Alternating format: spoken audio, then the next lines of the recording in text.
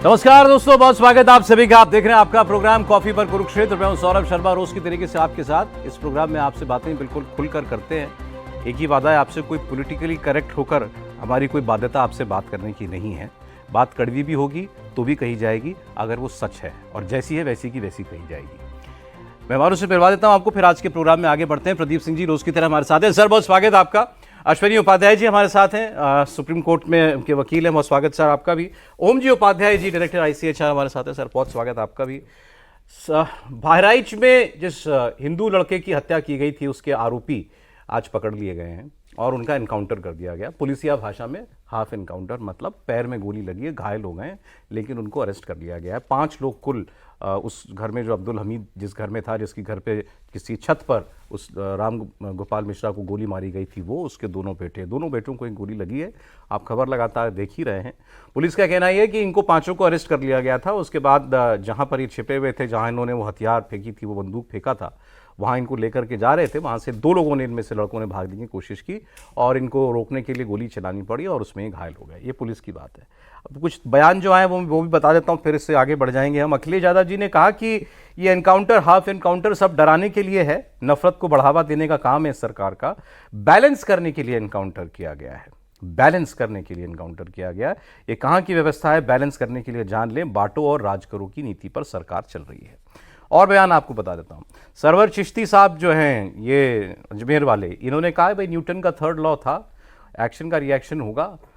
मुसलमानों के इलाके में जाके, मस्जिद के सामने जाके डीजे बजाओगे, आपत्तिजनक गाने बजाओगे तो कोई ऊपर से फूल तो बरसाएगा ही नहीं, रिएक्शन तो होगा। तो इसलिए पत्थर चला और आगे जो कुछ भी हुआ। अजय राय कांग्रेस के हैं, उन्होंने कहा ये फेक एनकाउंटर है।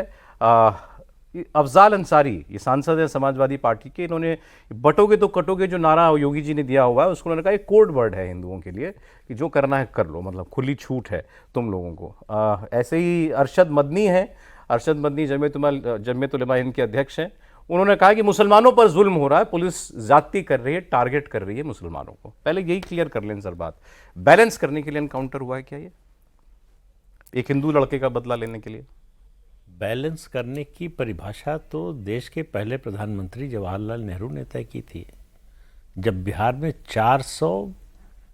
के 400 किसानों का एनकाउंटर, पुलिस एनकाउंटर हुआ, पुलिस की गोली से मारे गए, और उनकी चिट्ठी मौजूद है, बताया था पहले। हाँ पहले बताया था, पद्मजा नायडू को लिखा था कि थोड़ा सा संतुलन बना, संतुलन शब्द था उसमें। हाँ, तो इससे आप अंदाजा लगाइए। तो वहां से अगर आप शुरू करें, उस हिसाब से देखें तो कुछ नहीं हुआ है। भाई गिरफ्तार हुए हैं, जिंदा है, उनको पुलिस को अगर एनकाउंटर करना था तो पैर की बजाय सीने में भी गोली मार सकती थी। पुलिस कहती कि हमारे ऊपर फायर किया, हमने बदले में फायर किया, उनकी जान चली गई। दूसरी बात जो कहा जा रहा है कि डराने के लिए, पुलिस का काम ही ये है कि अपराधी के मन में डर हो, वरना पुलिस का होने का फायदा क्या है? कानून किस लिए होता है? कि अपराधी के मन में कानून का डर हो, जिससे आम आदमी निडर हो सके। तो कानून का डर नहीं होगा, अगर पुलिस का डर नहीं होगा अपराधी के मन में, तो हमारे आपके मन में होना चाहिए क्या? पुलिस का काम ही यह है, उसका मैंडेट ही यह है कि अपराधी अपराध करने से पहले 100 बार सोचे और फिर भी न करे। ठीक बात है, ये होना चाहिए। लेकिन आप देखिए कि हुआ क्या है। बहराइच में जो हुआ है, हत्या हुई है उसकी बात नहीं हो रही है, पैर में गोली लगी है वो मुद्दा है। ये फेक एनकाउंटर है, ये फेक एनकाउंटर। और वो कौन सा एनकाउंटर था जिसमें गोली मारी, जिसमें हत्यारे के हाथ में बंदूक का वीडियो है? हाँ, तो इससे वो तो दंगाई साबित कर दिया गया ना सर, उसको तो लोगों ने दंगाई साबित कर दिया। दंगा किया आपने, पहले भगवा झंडा फाड़ा, उसके बाद वो गया और उसने जो है जो हरा झंडा लगा था उसको उतारकर फिर से वो झंडा लगा रहा था जब उसको गोली लगी।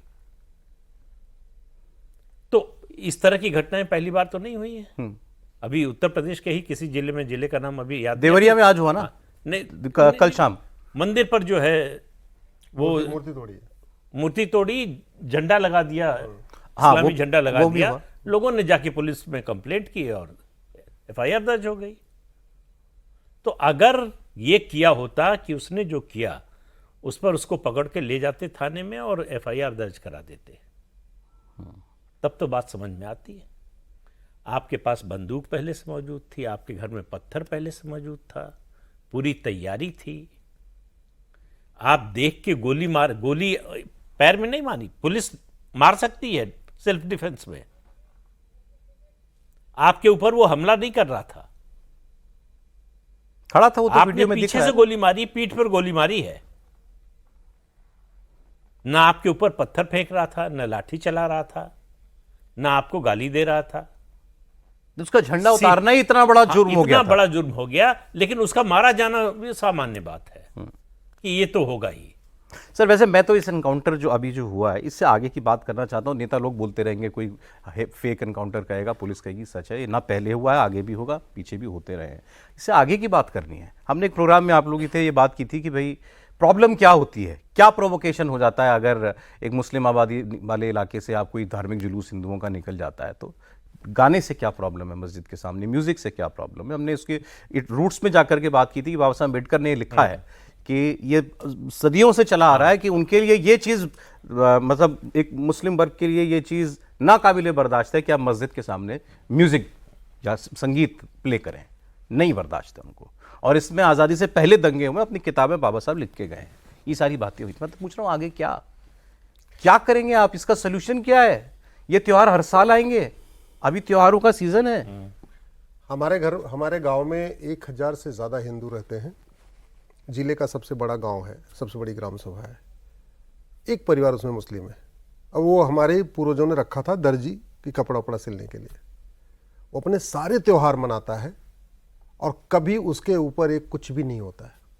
वहीं दूसरी तरफ थोड़ी दूर पे एक गांव है जहां आबादी केवल 50-50 है। इधर हमारे यहाँ 1000 हिंदू में एक घर मुस्लिम, वहीं बगल में थोड़ी दूर पे केवल 50-50 हुआ है। हिंदू न त्यौहार मना पाते हैं, न होली, न ठीक से न दिवाली, न अपना शादी विवाह का मामला, न दुर्गा पूजा, न गणेश पूजा। क्या होती है प्रॉब्लम, क्या होती है? कभी पत्थरबाजी, कभी कुछ, कभी टेंशन, कभी कुछ, और कई बार तो पुलिस आके वहां कहती भैया थोड़ा आप नाखून उखाड़ा, मारा। आप याद करिए ना, छत्रपति शिवाजी महाराज के जो बेटे थे संभाजी महाराज, 39 दिन तड़पा के मारा था। पहले एक एक नाखून निकाले, फिर एक एक उंगलियां काटी, फिर भी उन्होंने कबूल नहीं किया इस्लाम, तो मार दिया।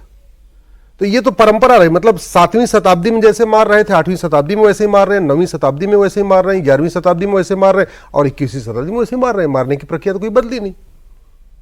भारत को अगर आपने समाधान की बात किया, मैं बार बार कह रहा हूं, भारत को बचाना है तो भारत में मुगलों के समय शुरू हुए जो मदरसे थे उनको बंद करिए। भारत में अंग्रेजों के समय शुरू हुए जो मिशनरी स्कूल बंद करिए, शिक्षा का भारतीयकरण करिए। आप मुझे बताइए, गुरुकुल का पढ़ा हुआ बच्चा पत्थरबाजी नहीं करता, गुरुकुल का पढ़ा हुआ बच्चा कभी उत्पात नहीं मचाता, गुरुकुल का पढ़ा हुआ बच्चा जो है कभी ड्रग स्मगलिंग नहीं करता, ह्यूमन ट्रैफिकिंग नहीं करता, अवैध कारोबार नहीं करता, कुछ भी नहीं करता। आप देख लीजिए, गुरुकुल का पढ़ा हुआ बच्चा कभी कुछ आपको अपराध मिलता नहीं। मैं 20-25 साल से सुप्रीम कोर्ट फाइलें आती हैं तो मैं देखता हूं अपराधी का रिकॉर्ड क्या है। मुझे आजकल दिल्ली हाई कोर्ट और सुप्रीम कोर्ट में आज तक मुझे गुरुकुल में पढ़े हुए बच्चे का क्रिमिनल रिकॉर्ड आ ही नहीं रहा। तो ये सच्चाई है। आप क्या करें? आपने कहा मदरसे बंद हो रही चाहिए। मेरा ये मानना बिल्कुल मदरसे बंद होना चाहिए। और कल मेरी पीआईएल लगी हुई है सुप्रीम। जिसको धार्मिक शिक्षा देनी है घर में दो, जिसको धार्मिक देना घर में दो। और दुनिया के कई देशों में बंद है। दुनिया के कई देशों में मिनिमम एज फिक्स किया हुआ है कि 16 साल के पहले आपको नहीं देना। 16 साल में आपको कॉमन एजुकेशन सिस्टम रहेगा। 2011 में सुप्रीम कोर्ट की 3 जजों की बेंच कह चुकी है, के श्याम सुंदर versus state of Tamil Nadu case का नाम है, 3 जजों की बेंच ने कहा है, जस्टिस बीएस चौहान ने उस जजमेंट को लिखा हुआ है, जिसमें उन्होंने कहा था कि भारत में यूनिफॉर्म एजुकेशन सिस्टम लागू करिए। क्या प्रॉब्लम क्या है? और सोचिए, 2011 में सुप्रीम कोर्ट कह रहा है भारत में यूनिफॉर्म एजुकेशन सिस्टम होना चाहिए, और 2012 में कांग्रेस की सरकार राइट टू एजुकेशन एक्ट को बदलती है, उसमें से सेक्शन 1 सब क्लास 4 जोड़ती है और मदरसों को राइट टू एजुकेशन के दायरे से बाहर निकाल देती है। जब राइट टू एजुकेशन बना था तो मदरसे उसके दायरे में थे। 2012 में Jamiat Ulama Hind personal law board के कहने पर उन्होंने निकाल दिया। नतीजा यह हुआ कि मदरसे में कौन सी स्कूल कौन सी किताब पढ़ाई जा रही है किसी को नहीं पता। आरटीई के अंदर होते अगर, हाँ, तो मॉनिटरिंग, तो इनको एक करिकुलम फॉलो करना पड़ता। बिल्कुल, अगर राइट टू एजुकेशन जो नेशनल करिकुलम उनको फॉलो करना पड़ता, वो क्या पढ़ा रहे हैं, ये किसने किया इनको राइट टू एजुकेशन? 2012 में Jamiat Ulama Hind personal law board ने की राहुल गांधी से मीटिंग होती है ऑन रिकॉर्ड है, एक न्यूज़पेपर उसको पब्लिश कर चुका है, और उसके बाद अगले ही सत्र में सेक्शन 1 राइट टू एजुकेशन में एक सेक्शन जोड़ के उसको बाहर निकाल देते हैं। उसको मैंने चैलेंज किया हुआ है और कल सुनवाई पे है, कल सुप्रीम कोर्ट के माननीय चीफ जस्टिस की कोर्ट में ये मैटर सुनवाई पे है। मैंने कहा है कि भारत में आप समान शिक्षा लागू करिए, कम से कम 8वीं तक देश के सभी बच्चों का सिलेबस कॉमन करिए, करिकुलम कॉमन करिए। बहुत अच्छा अपने सुझाव अपनी है। भाषा में पढ़े, गुजरात वाला गुजराती में पढ़े, बंगाल वाला बंगाली में पढ़े। ये 2012 में वो आपने जो बताया, ये 2000 यूपी का मामला गया, उसमें लोग सुप्रीम कोर्ट गए हुए, वो कह रहे हैं मदरसा होना चाहिए, हम कह रहे हैं मदरसा नहीं होना चाहिए, और दूसरी पिटीशन में एक मदरसा होना चाहिए। यूपी सरकार ने कुछ एक्शन लिया, मदरसों को वो कैंसिल किया, तो उसके बदले लोग सुप्रीम कोर्ट गए। तो कल दोनों पे, मतलब उनका हमारा मामला सुप्रीम कोर्ट दोनों में चल रहा है। हमारा दूसरा एनसीपीसीआर ने सर अभी ऑब्जेक्ट किया है ना फंडिंग बंद कर कि मदरसों की फंडिंग, सरकारी फंडिंग नहीं होनी चाहिए। सरकारी फंडिंग नहीं होती। सवाल ये लेकिन है, प्राइवेट भी क्यों चलना चाहिए? पढ़ा क्या रहे हैं ये मुद्दा है, फंडिंग हो नहीं हो ये अलग मुद्दा है। आप जो पढ़ा रहे हैं, अगर आप ये पढ़ाएंगे कि ये जो हमारे मजहब को नहीं मानता वो काफिर है और उसको जीने का अधिकार नहीं है, तो आप बताइए कैसे शादी अगर वो हो आपका धर्म ना कबूल करे। अगर धर्म न कबूल, वो धर्म कबूल बार जो है औरंगजेब और बड़ी सेना लेकर आया और उसको बंधवा के मंगवाया, कहा कि इस्लाम कबूल कर लो तो तुम्हारी जान बख्श देंगे। एक एक शरीर का अंग काटा, खून का फव्वारा छूटा। आगरा में जो चौराहे पे फव्वारा है, फव्वारा चौक, वो उसी के नाम से है। ये सोल्यूशन का एक पार्ट है। आप कह रहे हैं मदरसा बंद होना चाहिए। एक बार जरा सर की बात कुछ कहना चाहते हैं। अभी जो अश्विनी भाई और प्रदीप जी ने जो जो सूत्र पकड़ा है, ये बहुत महत्वपूर्ण है कि इसके पीछे मनोवृत्ति क्या काम कर रही है। और सही बात है कि अभी इस समय भी हम मदरसों में क्या शिक्षा दे रहे हैं। अभी मैं 3-4 दिन पहले सौरभ जी गुजरात में था। गुजरात पहला राज्य बना है जिसने नेशनल एजुकेशन पॉलिसी के आधार पर, राष्ट्रीय शिक्षा नीति के आधार पर, वहाँ पर अपनी पाठ्य पुस्तकों में 6ठी से 12वीं तक श्रीमद् भगवत गीता लागू किया है। इस पर भी कुछ लोगों को बहुत दर्द हो रहा है कि साहब श्रीमद् भगवत गीता लागू करके आप क्या धार्मिक शिक्षा देने जा रहे हैं। लेकिन एक बड़ा अंतर देखिए ना कि आप मदरसों में जो पाठ्यक्रम उनको पढ़ा रहे हैं और उससे जो आप इंसान तैयार कर रहे हैं, पता नहीं उसमें से कई को इंसान कहना भी चाहिए कि नहीं जब इस तरह की चीज़ें आ रही हैं। दूसरी बात, ये पीछे से इस प्रवृत्ति को देखना बहुत महत्वपूर्ण है जो 7वीं शताब्दी से, जिसका अभी जिक्र भाई अश्विनी जी कर रहे थे, कि उसको आप देखिए कि वो मनोवृत्ति कि किसी भी स्थिति में धर्म के नाम पर सारा अधर्म, विधर्म, कुधर्म, अपधर्म उसमें शामिल करना, उसको कैसे आप धर्म कह रहे हैं? इंसान ही नहीं बच रहा है, वो मार दिया जा रहा है केवल इस कारण, और वो भी उस पूरी घटनाक्रम को, अगर इसी घटना को आप लेके देखें इसके पहले, जबकि इसी साल ये प्रवृत्ति देखिए ना कि 17 घटनाएं कम से कम गणेश विसर्जन के दौरान पूरे देश में हुई, इसी तरह की सारी घटनाएं हुई। लेकिन क्या है कि आप केवल उसकी गलती क्या थी उस रामगोपाल मिश्रा की, 22 साल 23 साल का लड़का। आप एक बार रोली मिश्रा के बयान को पढ़िए या उसको देखिए, उसके वीडियो को, रोंगटे खड़े कर देने वाला है। वो तो कह रही है कि मैंने जब देखा, मुझे ये बताया गया कि पैर में गोली लगी है, जान बच जाएगी। मैं जब अस्पताल पहुंची तो जो मैंने हालत देखा, ये उसकी पत्नी का बयान है कि उसके पैर के पोस्टमार्टम रिपोर्ट या बाकी पुलिस की अपील चाहे जो कहती हो, उसकी पत्नी कह रही है कि उसके पैर के नाखून से सारे जो नाखून है उसको निकाल दिया गया था, बहुत भयावह उसका पूरा शरीर बना दिया गया था, बहुत पीटा गया था। ये उसकी पत्नी कह रही है, जो देखने के बाद कह रही है उसकी लाश को, उसके शरीर को। तो ये जो मनोवृत्ति है, इस पे प्रहार करना बहुत जरूरी है, इसकी जड़ों तक जाना बहुत जरूरी है। 7वीं 8वीं शताब्दी से जब उसके बाद खास करके 12वीं 13वीं के बाद, सल्तनत काल के बाद, जब इस देश में धर्म परिवर्तन शुरू हुए, 2 ही उदाहरण पर्याप्त है, मैं और उदाहरणों पे नहीं जाऊंगा, ऐसे सैकड़ों उदाहरण हैं जिसके आप केवल उसकी डिटेल्स में जाइए। संभाजी का उदाहरण दिया, गोकुला जाट का उदाहरण दिया कि जिस नृशंसता से, जिस बर्बरता से उनके अंगों को काट काट के और उनको मारा गया, उस तड़पा के मारा गया, उस मनोवृत्ति पे आज की डेट में प्रहार करना बहुत जरूरी है। सौरभ जी, उस पे वही हम बात करेंगे। मैं समाधान की बात करता हूं। सबसे पहले तो जो 1976 में इमरजेंसी के दौरान भारत के संविधान में सेकुलर शब्द जोड़ा गया, उसको निकालना चाहिए। हमने उसको चैलेंज किया है, अगले हफ्ते सुप्रीम कोर्ट में उस पर भी सुनवाई है। दूसरा काम, माइनॉरिटी को डिफाइन करना चाहिए। जब तक आप माइनॉरिटी डिफाइन नहीं करेंगे, माइनॉरिटी की आड़ में पूरा खेल चलता रहेगा और फिर दुनिया में बदनामी होती रहेगी। माइनॉरिटी डिफाइन हो जाए, भैया ठीक है, 1% के अंदर जो आएगा ठीक है माइनॉरिटी, जो नहीं। अभी हो क्या रहा है कि मतलब अत्याचार भी हो रहा है हिंदुओं के ऊपर और ऊपर से माइनॉरिटी ढिढोरा भी पीटते रहते हैं। तीसरा काम जो करने की जरूरत, धर्म और रिलीजन को डिफाइन करने की जरूरत है। धर्म और रिलीजन में जमीन आसमान का अंतर होता है। धर्म जोड़ता है, मजहब तोड़ता है। धर्म वसुधैव कुटुंबकम सिखाता है, धर्म नारी तू नारायणी सिखाता है, धर्म यत्र नारस्तु पूज्यते नमन्ते तत्र देवता सिखाता है, धर्म सर्व मंगल मांगल्य सिखाता है। धर्म कहता है कि किसी का नुकसान नहीं होना चाहिए, धर्म की जय हो, अधर्म का नाश हो, प्राणियों में सद्भावना हो, विश्व का कल्याण हो। हम कभी नहीं कहते हिंदुओं की जय हो, गैर हिंदुओं का नाश हो, और केवल हिंदुओं में सद्भावना हो और हिंदुओं का कल्याण हो, कभी नहीं कहते। तो धर्म और मजहब को डिफाइन करने की जरूरत है। मेरी PIL है, इस पे भी सरकार को नोटिस गया है कि आप मजहब और धर्म के बीच का डिफरेंस क्लियर करिए, अन्यथा ये दिक्कत बनी रहेगी। और फिर आपको जुडिशियल रिफॉर्म करना पड़ेगा। सठे साठ्यम समाचरित भगवान कृष्ण ने बोला था, भय बिन होय न प्रीत भगवान राम ने बोला था। और भारत में ये परंपरा रही है खौफ पैदा करने वाली। शिवाजी महाराज, छत्रपति शिवाजी महाराज के समय में अपराधियों को हाथी से कुचलवाया जाता था। रानी अहिल्याबाई होलकर के समय में कई सारे ऐसे एग्जाम्पल हैं जिसने अपराध किया, उसका हाथ पैर बांध के उसको नर्मदा नदी में डाला गया, ऐसे एग्जाम्पल है। तो जब तक कानून का खौफ नहीं पैदा अब आज होगा, जमाना बदला है। अब ये आज कोई किसी को फांसी की सजा भी देता है तो अदालत दे देती है। अब ये किसी अपराधी का एनकाउंटर भी हो रहा है तो ये सजाएं ही हैं, और ये खौफ पैदा करने के लिए ही, जैसा आप कह रहे और थे। समाज की जागृति, मैं आपको बस 1 मिनट और लूंगा आप। लेकिन मेरा कहना इससे आगे है।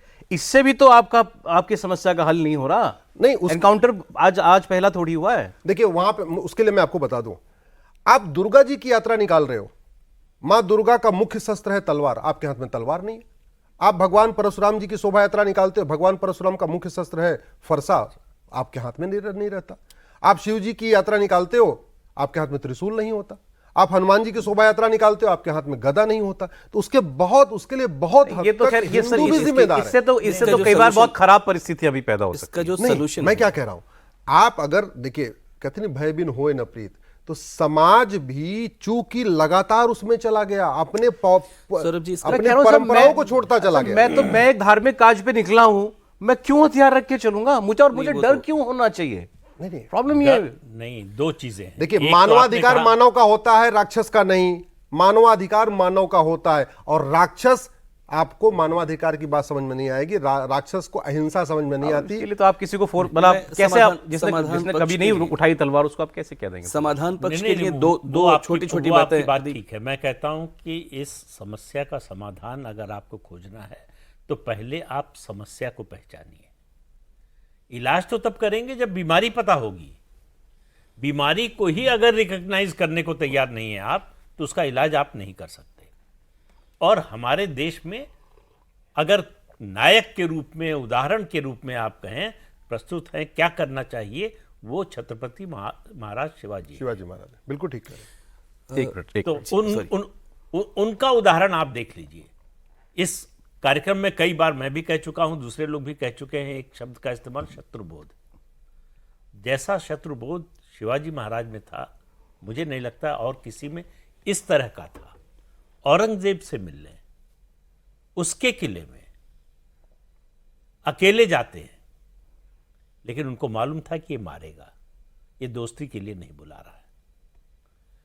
तो शत्रु के बारे में उनका जो बोध था, वो उसमें कहीं कोई शंका नहीं थी।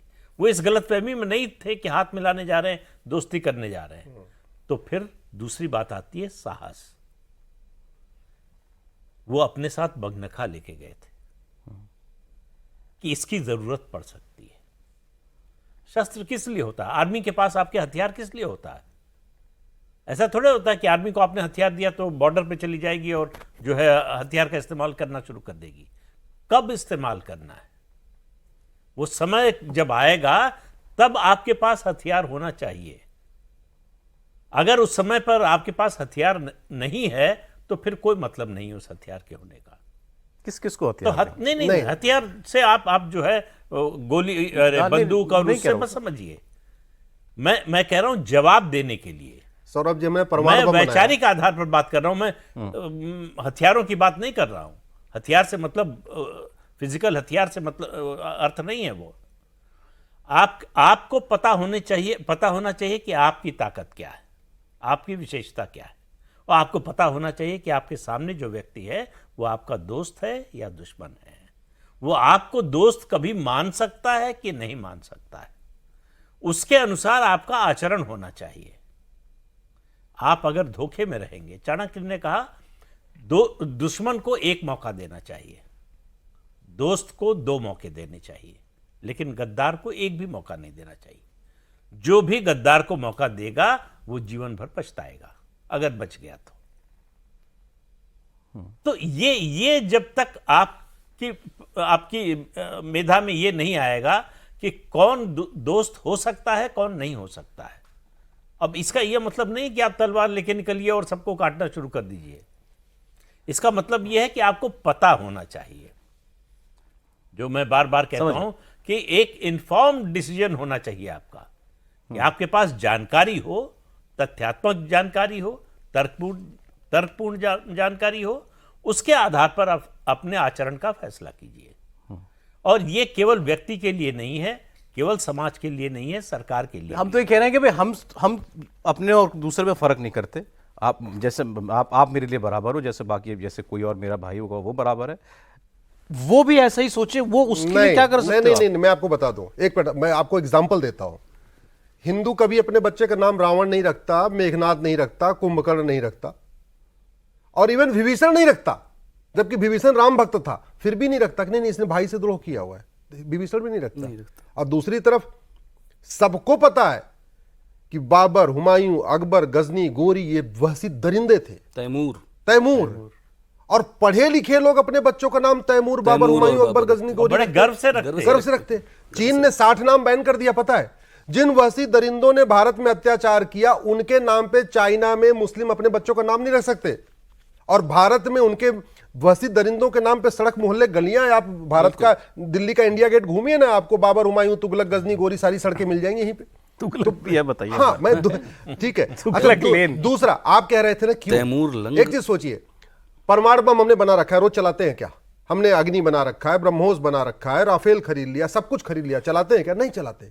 इसलिए मैं कहता हूं, और संविधान भी कहता, फ्रीडम ऑफ रिलीजन, जहां अगर हम परशुराम की पूजा करते हैं तो हमें यह अधिकार है कि हम अगर उनकी यात्रा निकाल रहे हैं, परशुराम जी की यात्रा, शोभा यात्रा निकाल रहे हैं, तो हमें अधिकार है हम अपना फरसा लेके चले। अगर हम दुर्गा जी की शोभा यात्रा निकाल रहे हैं तो हम तलवार लेके चले, उसमें किसी को मारना नहीं है। ठीक है, दो बातें धार्मिक परंपरा है। समझ गया, 2 बातें आ गई जो आपने कहा, बी प्रिपेयर्ड, शत्रुबोधक रखो, कम से कम तुम पर पता होना चाहिए कि क्या नौबत आ सकती है, धोखे में मत मारे जाओ। अरे छोटे छोटे बच्चों को चिन्हवा दिया, 7 साल के, 9 साल के। आपने कहा एक डी रेडिकलाइजेशन का एक तरीका है कि आप समान शिक्षा, बिल्कुल, uniform education, uniform civil code से 100 गुना ज्यादा जरूरी है भारत में। 8वीं क्लास तक हर बच्चा देश का एक ही किताब पढ़ेगा, अपनी अपनी मातृभाषा में पढ़ेगा। भाई अभी कर्नाटक हाई कोर्ट के एक जज ने कहा एक इलाके के बारे में कि वो पाकिस्तान जैसा है, मिनी पाकिस्तान ने माफी मंगवाई। नुपुर शर्मा के बारे में सुप्रीम कोर्ट के 2 जजेस ने जो टिप्पणी की, फैसला नहीं था, फैसला होता तो अलग बात थी, टिप्पणी थी, उस पर क्या हुआ? हमारे मुझे पाकिस्तान वाले से याद आ गया, आज एक और खबर आई है कि कार्यक्रम में 2 लोग थे, दोनों ने वही बात बोली, सब जानते हैं। आप पाकिस्तान, मध्य प्रदेश में एक जजमेंट आया है, एक लड़के ने पाकिस्तान जिंदाबाद नारा लगाया था, पुलिस ने पकड़ लिया, अदालत में गया, अदालत ने उसको सजा सुनाई है, महीने में 2 बार थाने में जाएगा, तिरंगे के सामने 21 बार सैल्यूट मारेगा, भारत माता की जय बोलेगा। मुस्लिम लड़का था, उसके लिए जाने अब भारत माता की जय बुलवाना पड़ रहा है आपको किसी, आप वंदे मातरम नहीं, वंदे मातरम पर दंगा हो जाता है। सौरभ जी, कुछ बोलना चाह जी, 3 बहुत छोटे छोटे बिंदुओं में मैं बात करूं, अपनी जो अभी बात हो रही है उसी को आगे बढ़ाऊं, कि ये बात सही है कि शक्ति आराधन या शक्ति हमारे पीछे होनी चाहिए, वो उसका प्रयोग हम लेके, जैसा अभी बात हो रही थी ना कि हम तलवार लेके चलने की बात नहीं कर रहे, लेकिन शक्ति तो होनी चाहिए। क्योंकि आप देखिए, बहुत अच्छी एक कविता है, मैं कुछ पंक्तियां आपके माध्यम से दर्शकों तक पहुंचाऊं कि 3 दिवस तक पंथ मांगते रघुपत सिंधु किनारे, बैठे पढ़ते रहे छंद अनुनय के प्यारे प्यारे, उत्तर में जब एक नाद भी उठा नहीं सागर से, उठी अधीर ददक पौर उसकी आग राम के सर से, सच पूछो तो सर में ही बसती है दीप्ति विनय की, पूज्य वचन संपूज्य उसी का जिसमें शक्ति विजय की, क्षमा शोभती उस भुजंग को जिसके पास गरल हो, उसको क्या जो दंतहीन विषहीन विनीत सरल हो। तो वो क्षमा करने के लिए भी ताकत होनी चाहिए। जो असली समाधान है लेकिन इसका, वो 2 स्तरों पे जिसकी बात हो रही थी, मैं समराइज करूं उस बात को, कि एक तो शिक्षा व्यवस्था में बहुत ठीक आमूलचूल परिवर्तन करना, उन आपने लगा ही दिया है PIL, उन मदरसों में क्या पढ़ाया जा रहा है ये मॉनिटर करना बहुत ज़रूरी है, कि जिससे उनके दिमाग इतने दूषित हो जाते हैं, जिससे उनके दिमाग में इतना जहर भर जाता है। एक तरफ हम बात करते हैं वसुधैव कुटुंबकम की, जो हम अपने धर्म की, जिस धर्म और मजहब के अंतर की बात कर रहे हैं, हमारा धर्म कहता है वसुधैव कुटुंबकम। हम बात करते हैं सर्वे भवन्तु सुखिनः सर्वे सन्तु निरामया। हम किसी हिंदू भवन्तु सुखिनः की बात तो नहीं करते कि केवल हिंदू सुखी रहें, बाकी लोग चूल्हे भाड़ में जाएं। हम किसी भाईचारे की बात नहीं करते कि ये हमारे भाईजान हैं। हम तो पूरे विश्व बंधुत्व की बात करते हैं, पूरी दुनिया हमारा परिवार है, ये हम कहते हैं, ये कहने वाले लोग हैं। अगर ये बात सही में उनके दिमाग में डाली जाए, या सभी जो हमारी युवा पीढ़ी है, थोड़ा लंबा रास्ता है। एक तो ये, दूसरा जो सर जहाँ योग भी हिंदू हो चुका हो वहां पर आप क्या और दूसरा जो बात हो रही थी कि राष्ट्रगान पर आप खड़े होने को तैयार नहीं है। बिल्कुल, ये इसीलिए कि दिमाग इतने दूषित कर दिए हैं उस शिक्षा व्यवस्था को, सरकार और कानून का खौफ। आपने इसको होने दिया है। आपकी पार्लियामेंट में जब जय फिलिस्तीन नारा लगा था, कोई एक्शन नहीं हुआ। किसने कुछ कहा?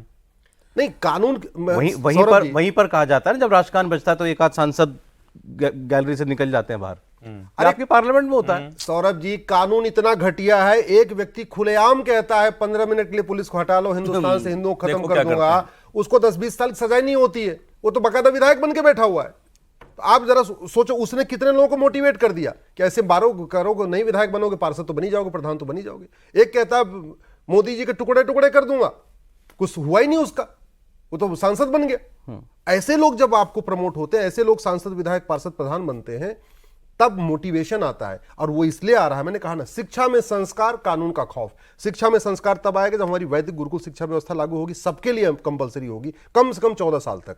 और दूसरा, कानून का खौफ। इतनी गुरुकुल व्यवस्था भी आप सर सबके लिए तो नहीं कर सकते। वो आपका ठीक है सुझाव कि सब बच्चे एक ही चीज पढ़े। नहीं, मतलब कॉमन एजुकेशन सिस्टम। मैं ये नहीं कह रहा हूं कि उसमें गुरुकुल का सिस्टम हो, नहीं, कॉमन। भाई फिजिक्स केमिस्ट्री जूलॉजी बॉटनी जो कुछ पढ़ाना है वो कॉमन कर सकते हैं ना, अपनी अपनी मातृभाषा में पढ़ेगा, दिक्कत क्या है? भाई हिंदू मुसलमान की बच्चे की अलग किताब क्यों, मजदूर मालिक की बच्चे की अलग किताब क्यों? और इससे जातिवाद भी कम होगा, खत्म होगा, भाषावाद भी खत्म होगा। लागू करवा लो पहले, हो पाएगा? यूसीसी से 100 गुना ज्यादा जरूरी है यूनिफॉर्म एजुकेशन, मेरा अपना व्यक्तिगत मानना है। समान शिक्षा, यूनिफॉर्म सिविल कोड से केवल मुस्लिम लड़कियों को फायदा होगा, यूनिफॉर्म एजुकेशन से सबका फायदा होगा, रिजिडिटी कम होगी। हाँ, ये जो जड़ता है ना कि नहीं यही ठीक है और ऐसे ही चलेगा। भाई कमलेश तिवारी के हत्यारों को जमानत मिल गई, कन्हैया लाल के हत्यारों को जमानत मिल जाएगी, मिल चुकी है। एक के बाद एक हत्याएं होती चली जा रही हैं। आप जो वहां पालघर में संत मारे गए, उनके हत्यारों को जमानत मिल रही है। ये जो जमानत मिल रही है, क्यों मिल रही है? एक बहुत बड़ा मिस इंटरप्रिटेशन चल रहा है। संविधान का आर्टिकल 20 उस समय जब बना तो ये कहा गया कि भैया कोई व्यक्ति को आप मजबूर नहीं करेंगे अपने खिलाफ गवाही देने के लिए। और वो क्यों बनाया गया था? क्योंकि उसमें पुलिस टॉर्चर किया करती थी, टॉर्चर कर करके गुनाह कबूलवा कर देती थी, तो वो आर्टिकल 20 डाला गया। संविधान निर्माताओं को थोड़ी पता था कि 20-30 साल के बाद नार्को जैसी व्यवस्था आ जाएगी, पॉलीग्राफ जैसी व्यवस्था हो जाएगी, एडवांस सिस्टम आ जाएंगे, आपके पास और भी सिस्टम आ जाएगा झूठ पकड़ने वाला। अब सुप्रीम कोर्ट का जजमेंट एक Selvi versus state of Karnataka है, वो कह रहा है आप नार्को पॉलीग्राफ बना ही नहीं सकते। अब उसके बाद सरकार भी रुकी पड़ी है, सरकार भी आगे नहीं। मैं कह रहा हूं नार्को पॉलीग्राफ ब्रेन मैपिंग कानून बन जाए, 6-6 महीने के अंदर सजा मिलना शुरू हो जाएगी। एक तो बड़ा मजेदार और दूसरा, जब तक आप गद्दारों की, देशद्रोहियों की जो हेट क्राइम करते हैं, जो जेनोसाइड करते हैं, इस तरीके का क्राइम करते हैं, जब तक उनकी सिटीजनशिप आप खत्म नहीं करेंगे। अरे अच्छा, सिटीजनशिप आप चले बनाओ, लेकिन ये जो एविडेंस वाली बात जो कह रहे थे सर, क्या मजाक है हमारे यहाँ। ये ओवैसी साहब के जो छोटे भाई हैं, इन्होंने हिंदू देवी देवताओं के लिए बहुत कुछ कह रखा है, वो सब यूट्यूब पर आज भी अवेलेबल है, यूट्यूब पर अवेलेबल है, फोन पर चलता है सबके। उस मामले में व्यक्ति को आपको पता सजा क्यों नहीं हुई है? क्योंकि कोर्ट को उसका ओरिजिनल सोर्स नहीं मिला वीडियो का। तो यूट्यूब पे बोल रहा है वो आदमी, वीडियो में बोल रहा है, सबके सामने बोल रहा है, आप ढूंढ रहे हो नहीं, उसका वॉइस टेस्ट करा लो, खत्म हो गया। ये पहले जिस कैमरे पे रिकॉर्ड हुआ होगा ना, सबसे पहले मैं कहता वो चाहिए हमें। हमारे जज तक कोई सजा नहीं। हमारे जज अपने घर की सुरक्षा में पुलिस वालों को एकदम लेटेस्ट बंदूक दिलवाते हैं, घर में जो तैनात है। मैं इसको जजों के ऊपर कार्यक्रम नहीं बनाना चाहता। और उसके बाद लेटेस्ट आईफोन रखेंगे जिससे हमारा डाटा सुरक्षित। अब ये जो आज जजमेंट सर, आज एक अच्छा जजमेंट भी तो आया है, ये जो आपने घुसपैठियों वाली बात की है, असम में एक जजमेंट आया कि आपको 71 से 76 के बीच में जितने लोग हैं वो रह सकते हैं, 76 के बाद वाले, 71 के बाद वाले, 66 से 71 वाले रह सकते हैं। हाँ, 71 वाले को आप डिपोर्ट कर सकते हैं, जब वो जो भी उसके बाद आया है, जो उसके बाद आया 71 के बाद। बहुत अच्छा है। मेरी एक PIL चल रही है 2017 से। कितने लाख लोगों वो ऐसे ऐसे मिलेंगे जो इलीगली आए हैं? 2017 में जब मैंने पीएल फाइल किया था सौरभ जी, तब मैंने आंकड़ों के हिसाब से कहा था कि 5 करोड़ आ चुके हैं। अब इनकी संख्या 5.5 करोड़ हो सकती है, 5 करोड़ 40 लाख, 5 करोड़ 60 लाख, कुछ भी हो जजमेंट तो सकती है। केवल असम के लिए है। नहीं, लेकिन उसने एक विंडो खोल दिया है। अब उसने सरकार के लिए विंडो खोल दिया है। बाकी वहाँ तो जगहों के लिए IMDT एक बना प्रेसिडेंट ना, बन जाएगा और एक समझौता हुआ, सब समझौता हुआ, बाकी जगह के लिए करना सरकार का। बांग्लादेश से जितने लोग इलीगली आए हैं उनको आप डिपोर्ट पहचाने किया और डिपोर्ट करें। हमारी सुप्रीम कोर्ट ने पीआईएल कह यही दिया है कि आप इनको detect, detain, deport with in year. सारे राज्यों को नोटिस हो रखा है। कोशिश तो की थी एनआरसी की, हम सब जानते नहीं, हैं उसका क्या एनआरसी हुआ। तो हुई नहीं ना, नहीं, मतलब कानून मैं कह रहा तो आया हूँ नहीं ना, कोशिश हुई थी, CA अभी में तो ही जो है बात ही चली थी अभी। हाँ, सीएए के बाद एनआरसी की बात ही हुई थी केवल। आपने रिएक्शन एक समाधान मैं आपको बताता हूं। और किसान कैसे करता है? पहले बुआई नहीं करता, मैं किसान का बेटा हूं। पहले जुताई करता है, गुड़ाई करता है, निराई करता है, खरपतवार की सफाई करता है। जब पूरा खेत तैयार होता है फिर बीज बोता है। अगर आपको भारत में यूसीसी लागू करना, यूनिफॉर्म एजुकेशन लागू करना, जनसंख्या नियंत्रण कानून बनाना है, एनआरसी लागू करना, घुसपैठ जो भी करना है, तो सबसे पहले भारत में जस्टिस विद इन ईयर लागू करिए। साल साल के अंदर सबको सजा दिलवाइए। ये जितने बाहर ये जो जातिवादी कीड़े हैं, भाषावादी कीड़े हैं, क्षेत्रवादी कीड़े हैं, कीड़े कह लीजिए या सफेद पोस्ट कह लीजिए, जो भी कहना कह लीजिए, जब तक इनकी अब सफाई नहीं करेंगे, जब तक इनको जेल में नहीं डालेंगे, कोई खटाखट स्कीम लॉन्च कर देता है, कोई फटाफट स्कीम लॉन्च करता है, कोई कुछ लॉन्च करता है, कोई कुछ लॉन्च करता है, कोई जाति का जहर घोलता है, ठीक है, आपस में दलित बनाम सवर्ण करता है और करके अपना वो नेता बन जा रहा है। जब तक इनका इलाज नहीं होगा, इनका इलाज क्या है? Justice with in year. आप एक महीने के अंदर, एक घंटे के अंदर एफआईआर करिए, एक महीने के अंदर जांच कंप्लीट करिए, साल भर के अंदर सजा करिए। और वो तभी हो सकता है जब यूनिफॉर्म पुलिस कोड हो, यूनिफॉर्म जुडिशियल कोड हो, यूनिफॉर्म एडमिनिस्ट्रेटिव कोड हो, और आपके पास जुडिशियल चार्टर हो, जजेस के लिए मैंडेटरी हो, जजेस की रिस्पॉन्सिबिलिटी हो। आपको साल भर के अंदर फैसला करना ही करना है। सर, मैंने एक ट्राई मारा था, मैंने एक पीएल फाइल किया, पूरे देश भर में एमएलए एमपी कोर्ट बनी। जानते हैं उसका नतीजा क्या हुआ? 400 से ज्यादा सांसदों विधायकों को सजा हो चुकी है। नहीं तो पहले उनका केस चलता ही नहीं सही था। बात मेरी पीआईएल के बाद ये आजम खां को सजा हुई, उनके बेटे अब्दुल्ला आजम को सजा हुई, अशरफ अहमद, अतीक अहमद, दुनिया भर के अफजाल अंसारी, मुख्तार अंसारी। सुप्रीम कोर्ट ने केवल इतना कहा था कि भाई साल भर के अंदर एमएलए एमपी के डिसाइड करो। मैं कह रहा हूं साल भर के अंदर प्रॉब्लम ये सबका है केस सर, डिसाइड सर, करो। असली प्रॉब्लम ये है, ये सारे काम जो है आप तो कोर्ट में कर ले रहे हो, ये जब सरकार कानून बनाने पर आती है तो ये सारी चीज़ें एकदम से कम्युनल डिक्लेयर हो जाती हैं कि ये एजेंडे सिर्फ मुसलमानों को टारगेट करने के लिए हैं, एंटी मुस्लिम सरकार है। और आप ऐसे पेंट करोगे फिर पार्लियामेंट में हम जानते हैं क्या हुआ। कानून मत बनाइए, तब भी आप एंटी मुस्लिम, तब भी एंटी मुस्लिम। हाँ, तो करिए। कोई आपको सेकुलर मानता है क्या? जो सरकार इस समय है उसको कोई सेकुलर मानता है क्या? तो फिर डर किस बात का है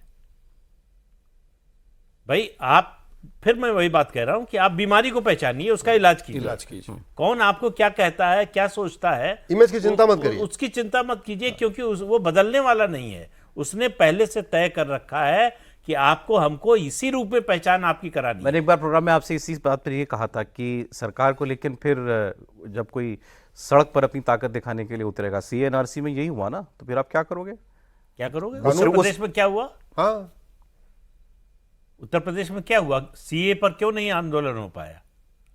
वहां गोली तो नहीं चलाई पुलिस ने, कोई तोप नहीं चलाई, टैंक नहीं उतारे, वही नॉर्मल पुलिसिंग से ही कंट्रोल हुआ कि नहीं? तो वही है कानून का डर। एक बार पहले भी मैंने शायद कहा था, सीए के आंदोलन में ही लखनऊ में एक मुस्लिम कॉलेज में बहुत बड़ी संख्या में लोग इकट्ठा हुए। एसडीएम ने जाके कहा कि सरकार की ओर से संदेश लेके आया हूं कि आपको जो करना हो कीजिए, कुछ नहीं करेंगे, पुलिस भी नहीं करेगी कुछ, लेकिन उसके बाद जो होगा, जो आप करेंगे, उसके लिए आपको कई जन्मों तक कई पीढ़ियों तक पछताना पड़ेगा। खाली हो गया मैदान। देखिए, एक उदाहरण आपको और देता हूं। सबसे कमजोर सरकार केंद्र में अगर कोई बनी माना जाता है, चंद्रशेखर जी की सरकार थी। सबसे कम सांसद थे, पंजाब में मिलिटेंसी पीक पर थी, किसी डिस्ट्रिक्ट हेडक्वार्टर पर बरसों से तिरंगा नहीं लहराया जाता था, जला देते थे, फाड़ देते थे, खालिस्तानी तिरंगा झंडा लहरा देते थे। डीजीपी को बुलाया, गवर्नर को बुलाया, होम सेक्रेटरी को बुलाया और कहा कि हर डिस्ट्रिक्ट हेडक्वार्टर पे 26 जनवरी को झंडा फहराया जाएगा और आपको 5,000, 50,000, 5 लाख लोग मारने पड़े, मार दीजिए, टैंक चाहिए, मिलेगा, ये ऑर्डर लेकिन झंडा जरूर फहराया जाएगा। फहराया पुलिस गया। को लाठी भी 10 नहीं सेकंड चलानी लूंगा पड़ी। आपको मैं। हो गया। हमारे पास समय सर खत्म हो बस गया। 10 हाँ, सेकंड 10 सेकंड। हमारे पास 5 बड़े तगड़े कानून है। हमारे पास एनएसए है, यूएपीए है, देशद्रोह की धारा है, वेजिंग वॉर की धारा है, गैंगस्टर एक्ट है। दुर्भाग्यवश इन 5 धाराओं को अपराधियों के खिलाफ लगाने में हम संकोच करते हैं, और इसलिए संकोच करते हैं कि कई बार उसमें न्यायपालिका उल्टा कमेंट कर देती है। मैं बार बार कहता हूं, माननीय जज इसलिए सुरक्षित है क्योंकि भारत में हिंदू बहुसंख्यक है, नहीं तो पाकिस्तान बांग्लादेश की हिंदुओं की क्या हालत है ये खुद देख लें। समाधान केवल 2 ही है सौरभ जी, एक तो शिक्षा व्यवस्था ठीक करना, एक यूनिफॉर्म, दूसरा ये कि बिल्कुल कि जब तक इस कानून का खौफ ऐसे लोगों के मन में नहीं होगा, उनके जहन में नहीं होगा कि उनकी दुबई में पीढ़ियां खराब- शांति है, देखिए उनकी ना, पीढ़ियां खराब हो दुबई जाएंगी, में शांति उनकी है, पीढ़ियां सिंगापुर खराब में हो शांति जाएंगी, है, जब जापान ये- में शांति है, ये मन में कोरिया में उनके शांति डर है, बैठ अमेरिका में जाएगा ना, शांति है, ये समस्या यही अपने आप गड़बड़ ठीक है। हो जाएंगी। केवल यही 2 चीजें। आप ये बात कम से कम 10,000 बार तो कह चुके होंगे टीवी पे। अब देखते हैं कि इस बार 10,000 एक भी बार के बाद क्या असर होता है। बहुत शुक्रिया अश्विनी उपाध्याय जी, प्रदीप जी बहुत धन्यवाद आपका, ओम जी बहुत शुक्रिया प्रोग्राम में आए।